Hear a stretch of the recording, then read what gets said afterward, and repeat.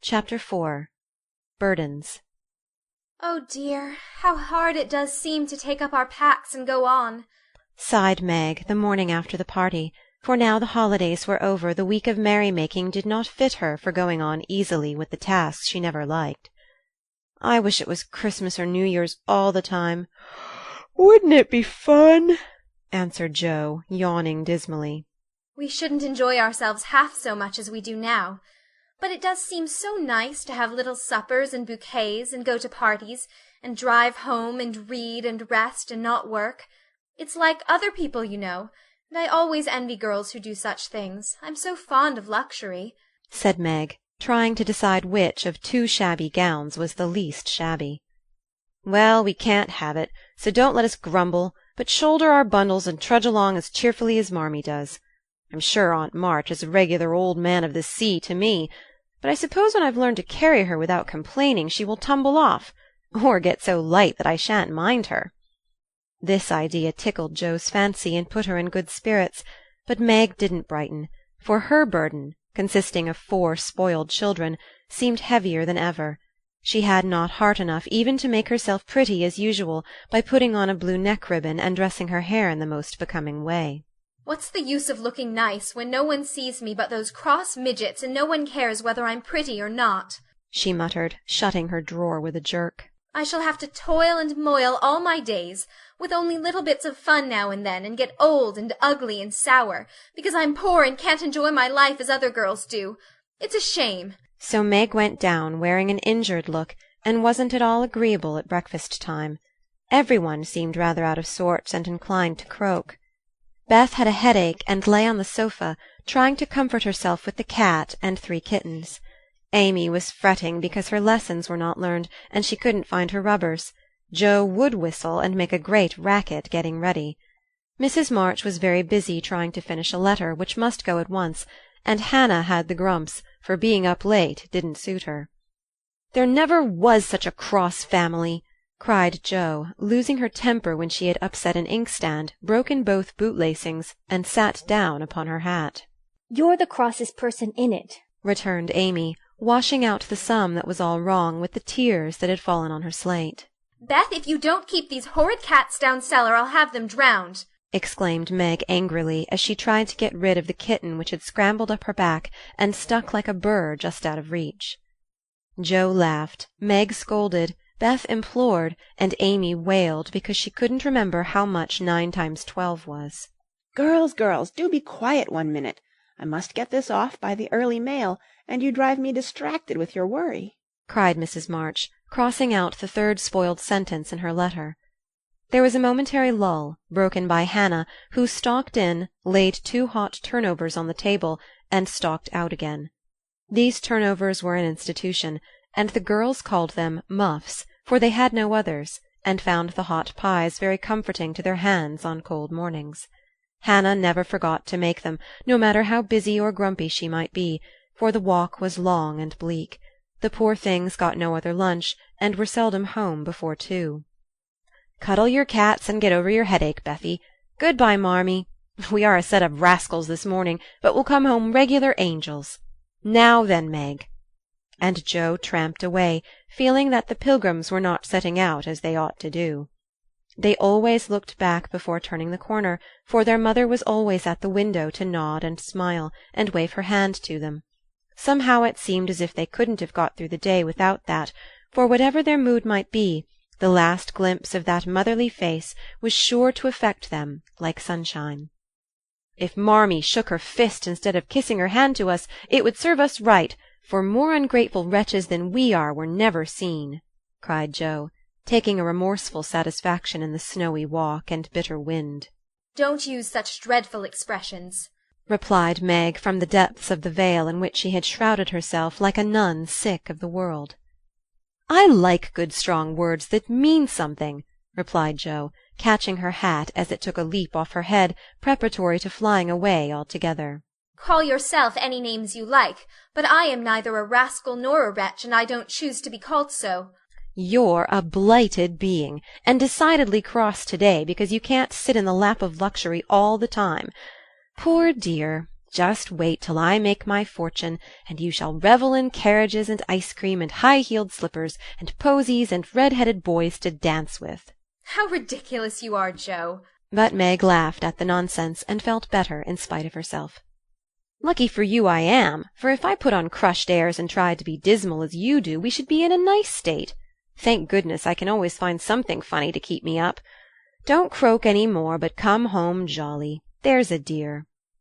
Joe gave her sister an encouraging pat on the shoulder as they parted for the day, each going a different way, each hugging her little warm turnover, and each trying to be cheerful in spite of wintry weather, hard work, and the unsatisfied desires of pleasure-loving youth.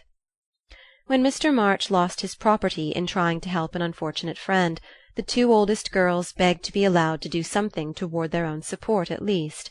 Believing that they could not begin too early to cultivate energy, industry, and independence, their parents consented, and both fell to work with the hearty good-will which, in spite of all obstacles, is sure to succeed at last. Margaret found a place as nursery governess, and felt rich with her small salary. As she said, she was fond of luxury, and her chief trouble was poverty. She found it harder to bear than the others because she could remember a time when home was beautiful, life full of ease and pleasure, and want of any kind unknown. She tried not to be envious or discontented, but it was very natural that the young girl should long for pretty things, gay friends, accomplishments, and a happy life. At the Kings she daily saw all she wanted, for the children's older sisters were just out, and Meg caught frequent glimpses of dainty ball-dresses and bouquets, heard lively gossip about theatres, concerts, sleighing parties, and merry-makings of all kinds, and saw money lavished on trifles which would have been so precious to her. Poor Meg seldom complained, but a sense of injustice made her feel bitter toward everyone sometimes, for she had not yet learned to know how rich she was in the blessings which alone can make life happy. Joe happened to suit Aunt March, who was lame and needed an active person to wait upon her. The childless old lady had offered to adopt one of the girls when the troubles came, and was much offended because her offer was declined.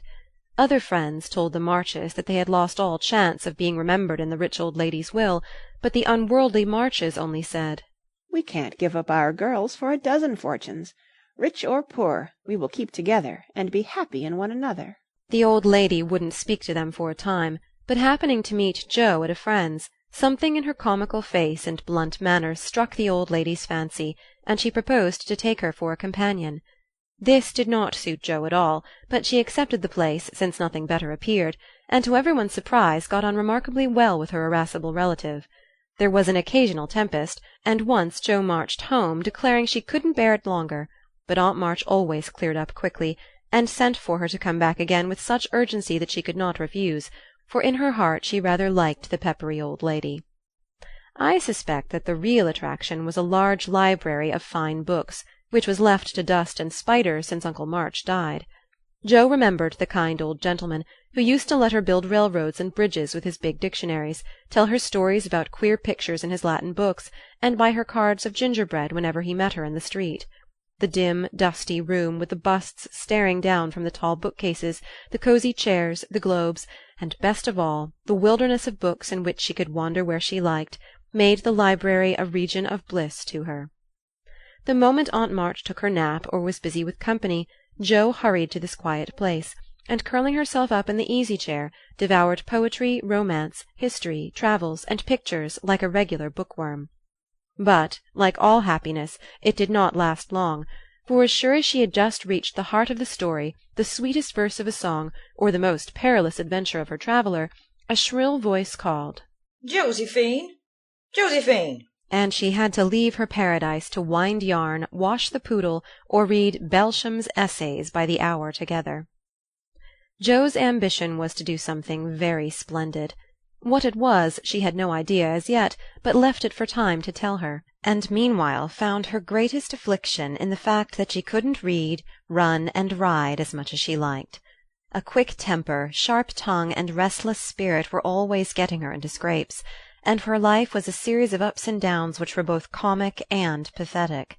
But the training she received at Aunt March's was just what she needed, and the thought that she was doing something to support herself made her happy in spite of the perpetual "Josephine!" Beth was too bashful to go to school.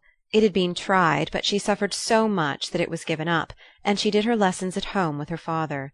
Even when he went away and her mother was called to devote her skill and energy to soldiers' aid societies, Beth went on faithfully by herself and did the best she could. She was a housewifely little creature, and helped Hannah keep home neat and comfortable for the workers, never thinking of any reward but to be loved.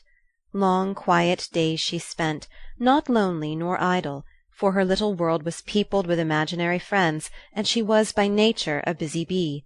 There were 6 dolls to be taken up and dressed every morning, for Beth was a child still, and loved her pets as well as ever. Not one whole or handsome among them. All were outcasts, till Beth took them in, for when her sisters outgrew these idols they passed to her, because Amy would have nothing old or ugly. Beth cherished them all the more tenderly for that very reason, and set up a hospital for infirm dolls.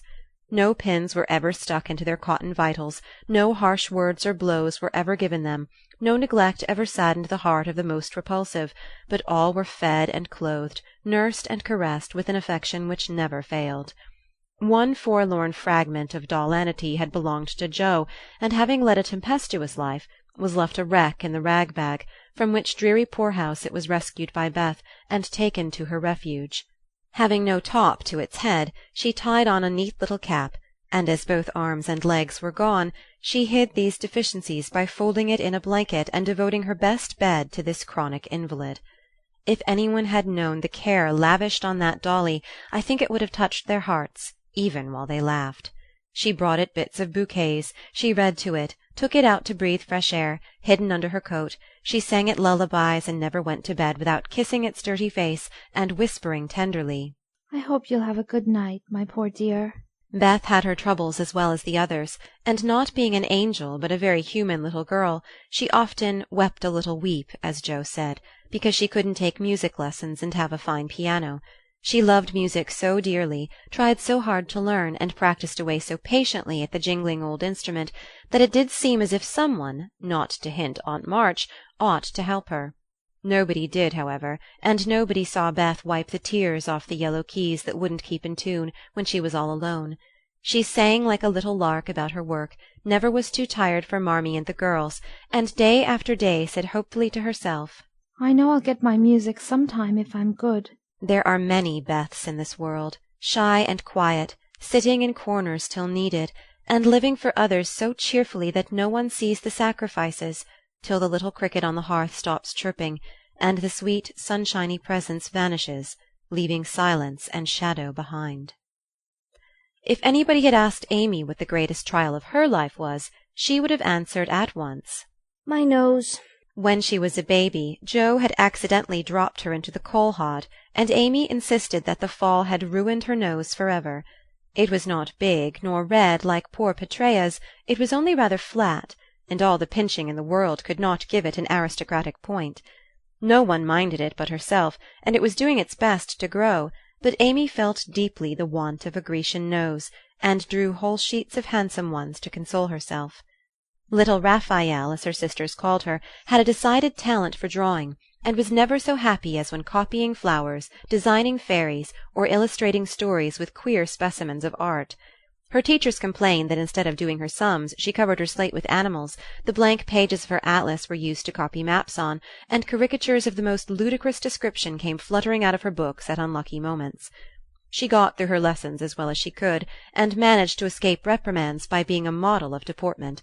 She was a great favourite with her mates, being good-tempered and possessing the happy art of pleasing without effort. Her little airs and graces were much admired, so were her accomplishments, for besides her drawing she could play 12 tunes, crochet, and read French without mispronouncing more than 2/3 of the words. She had a plaintive way of saying, When Papa was rich we did so and so, which was very touching, and her long words were considered perfectly elegant by the girls. Amy was in a fair way to be spoiled, for everyone petted her, and her small vanities and selfishnesses were growing nicely. One thing, however, rather quenched the vanities. She had to wear her cousin's clothes. Now Florence's mamma hadn't a particle of taste, and Amy suffered deeply at having to wear a red instead of a blue bonnet, unbecoming gowns, and fussy aprons that did not fit. Everything was good, well made, and little worn, but Amy's artistic eyes were much afflicted. especially this winter, when her school dress was a dull purple with yellow dots and no trimming. My only comfort, she said to Meg with tears in her eyes, is that Mother doesn't take tucks in my dresses whenever I'm naughty, as Maria Perks's mother does. My dear, it's really dreadful, for sometimes she is so bad her frock is up to her knees, and she can't come to school. When I think of this degradation, I feel that I can bear even my flat nose and purple gown with yellow skyrockets on it. Meg was Amy's confidant and monitor, and by some strange attraction of opposites, Jo was gentle Beth's. To Jo alone did the shy child tell her thoughts, and over her big harum-scarum sister Beth unconsciously exercised more influence than any one in the family. The two older girls were a great deal to one another, but each took one of the younger sisters into her keeping and watched over her in her own way. Playing mother, they called it, and put their sisters in the places of discarded dolls with the maternal instinct of little women.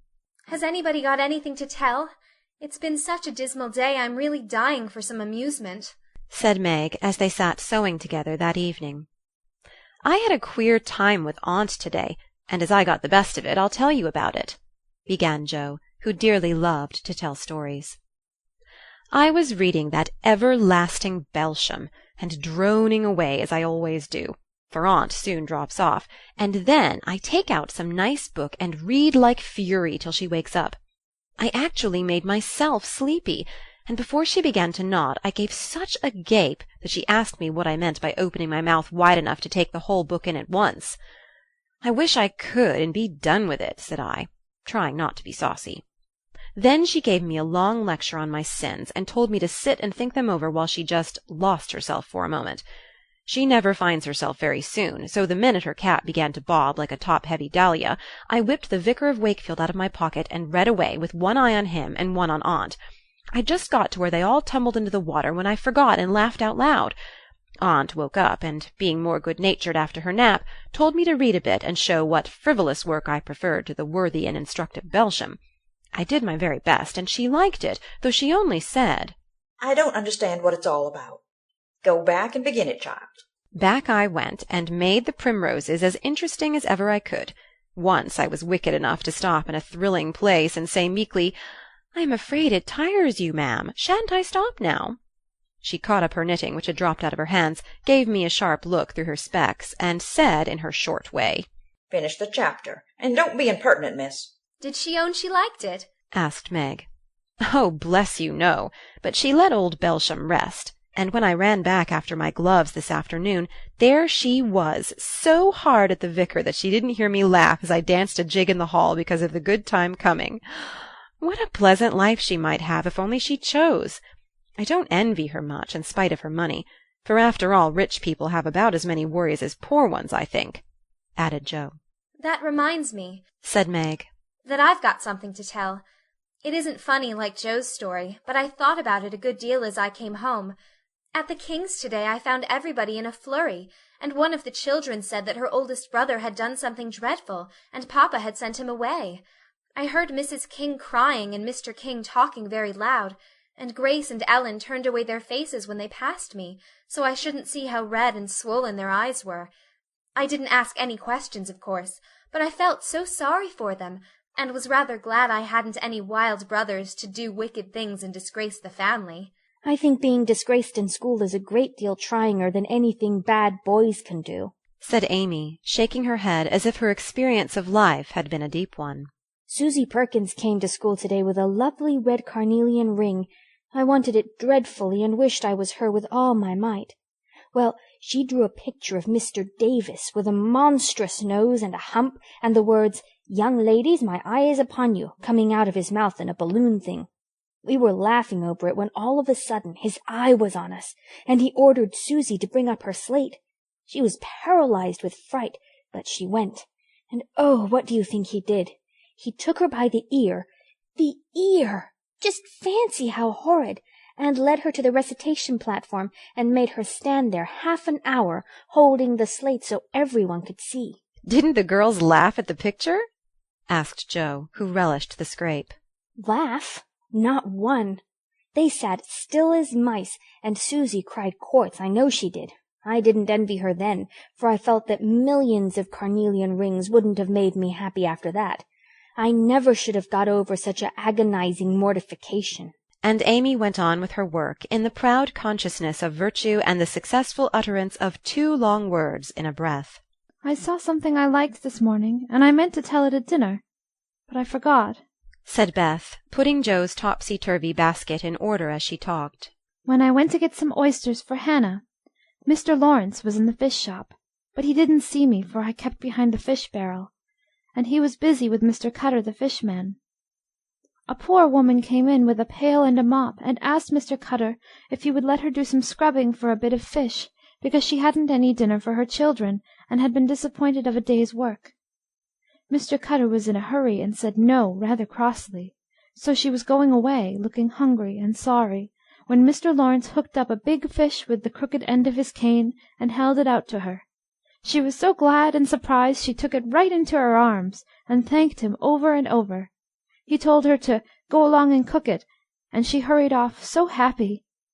Wasn't it good of him? Oh, she did look so funny, hugging the big slippery fish, and hoping Mr. Lawrence's bed in heaven would be easy."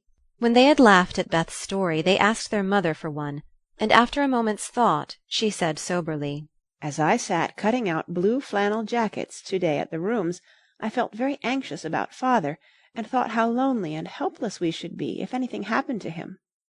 It was not a wise thing to do, but I kept on worrying till an old man came in with an order for some clothes. He sat down near me, and I began to talk to him, for he looked poor and tired and anxious. "Have you sons in the army?" I asked, for the note he brought was not to me. "Yes, ma'am, I had 4, but 2 were killed. One is a prisoner, and I'm going to the other, who is very sick in a Washington hospital," he answered quietly. "You have done a great deal for your country, sir," I said, feeling respect now instead of pity. "Not a mite more than aught, ma'am. I'd go myself if I was any use. As I ain't, I give my boys, and give 'em free." He spoke so cheerfully, looked so sincere, and seemed so glad to give his all, that I was ashamed of myself. I'd given 1 man and thought it too much, while he gave 4 without grudging them. I had all my girls to comfort me at home, and his last son was waiting, miles away, to say good-bye to him perhaps. I felt so rich, so happy thinking of my blessings, that I made him a nice bundle, gave him some money, and thanked him heartily for the lesson he had taught me. "Tell another story, mother, one with a moral to it like this. I like to think about them afterward, if they are real and not too preachy," said Joe after a minute's silence. Mrs. March smiled and began at once, for she had told stories to this little audience for many years, and knew how to please them. "Once upon a time there were 4 girls who had enough to eat and drink and wear, a good many comforts and pleasures, kind friends and parents who loved them dearly, and yet they were not contented." Here the listeners stole sly looks at one another, and began to sew diligently. These girls were anxious to be good, and made many excellent resolutions, but they did not keep them very well, and were constantly saying, "If only we had this," or "If we could only do that," quite forgetting how much they already had, and how many things they actually could do. So they asked an old woman what spell they could use to make them happy, and she said, "When you feel discontented, think over your blessings, and be grateful." Here Joe looked up quickly as if about to speak, but changed her mind, seeing that the story was not done yet. Being sensible girls, they decided to try her advice, and soon were surprised to see how well off they were. One discovered that money couldn't keep shame and sorrow out of rich people's houses, another that, though she was poor, she was a great deal happier with her youth, health, and good spirits than a certain fretful, feeble old lady who couldn't enjoy her comforts. A third that, disagreeable as it was to help get dinner, it was harder still to go begging for it. And the fourth, that even carnelian rings were not so valuable as good behavior.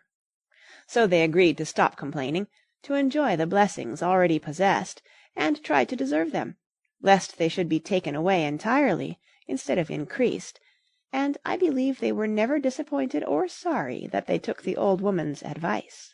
Now, Marmee, that is very cunning of you to turn our own stories against us, and give us a sermon instead of a romance," cried Meg. "I like that kind of sermon. It's the sort father used to tell us," said Beth thoughtfully, putting the needles straight on Joe's cushion. I don't complain near as much as the others do, and I shall be more careful than ever now, for I've had warning from Susie's downfall," said Amy morally. "We needed that lesson, and we won't forget it. If we do so, you just say to us, as old Chloe did in Uncle Tom, 'Tink up your mercies, chillun, tink up your mercies,'" added Joe, who could not for the life of her help getting a morsel of fun out of the little sermon, though she took it to heart as much as any of them.